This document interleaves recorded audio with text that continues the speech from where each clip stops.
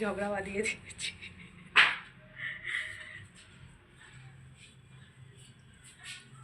বলছি কলাটা করবো এখন আমি খুব টেস্টি করে পান্তা ভাত খেলাম, কাঁচা লঙ্কা পেঁয়াজ দিয়ে আর শোল মাছের মাথা দিয়ে।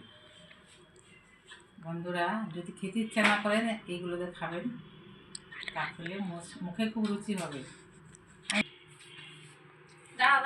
বন্ধুরা এখন আমার মেয়েকে বলেছি যে পান্তা ভাত বানিয়ে দিই আমাকে।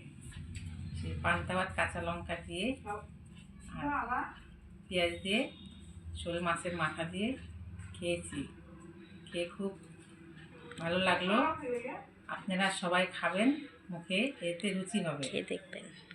হ্যাঁ, তারপরে আমাকে শেয়ার কমেন্ট কম লাগে কমেন্ট করে জানাবেন। কমেন্ট করে জানাবেন।